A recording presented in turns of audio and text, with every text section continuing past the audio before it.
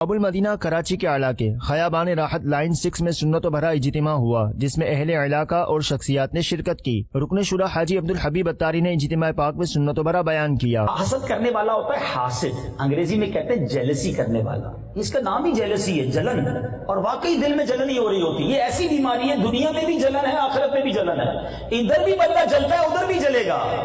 اور ذرا سوچو، حسد کرنے والا جو ہوتا ہے نا وہ پرسکون نہیں رہتا ہے۔ ہمیں بہت سارے لوگ ملتے ہیں کہ حضرت نیند نہیں آتی، سکون نہیں ہے، رات سوچتا بہت ہوں۔ یاد رکھو، جس کو نیند نہیں آتی، پرسکون نہیں ہے، وہ چیک کرے اس کو کہیں کسی سے حسد تو نہیں ہو گیا، کیونکہ حسد کرنے والا پرسکون نہیں ہو سکتا، وہ دیکھ سوچتا ہی رہتا ہے یار میں پیچھے، وہ اور آگے بڑھ رہا ہے، وہ اور آگے بڑھ رہا ہے۔ تو ایک تو پرابلم یہ کریٹ ہو جائے گا آپ کو دنیا میں۔ اللہ نے قرآن میں فرما دیا وَتُعِزُّ مَن تَشَاءُ وَتُذِلُّ مَن تَشَاءُ بِيَدِكَ الْخَيْرُ، اللہ جسے چاہے عزت دے، جسے چاہے ذلیل فرمائے۔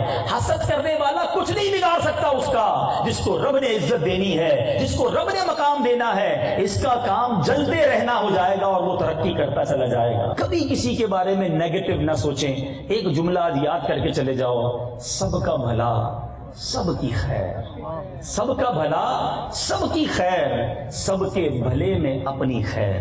جس دن آپ یہ مائنڈ سیٹ رکھو گے نا، انجوائے کرنا شروع کر دو۔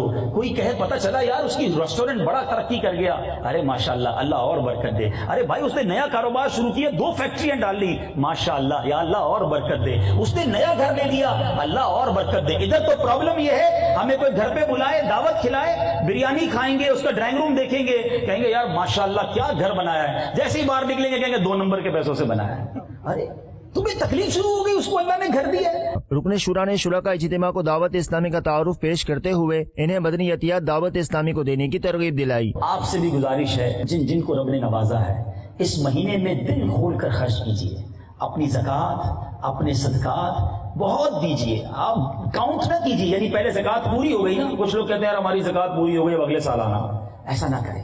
اگر نیکی سامنے نظر آ رہی ہے اور خرچ کریں، زکوٰۃ کے علاوہ بھی خرچ کریں۔ اللہ تو نہیں روک رہا نا، مجھے تو روز کی بنیاد پر مل رہا ہے۔ حدیث قدسی ہے، اے ابن آدم گن گن کر خرچ نہ کرو، ورنہ وہ رب کریم بھی تمہیں گن گن کر عطا فرمائے گا۔ جب اللہ دیے جا رہا ہے آپ بانٹے جائیں۔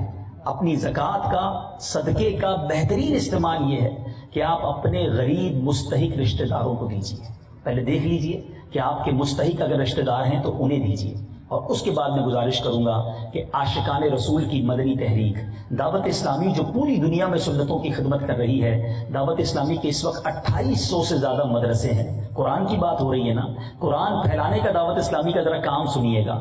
2800 سے زیادہ مدرسے ہیں، 600 سے زیادہ دارالعلوم ہیں، all together all around the world 1,85,000 سے زیادہ بچے بغیر کسی فیس کے قرآن پڑھ رہے ہیں اور عالم دین بن رہے ہیں۔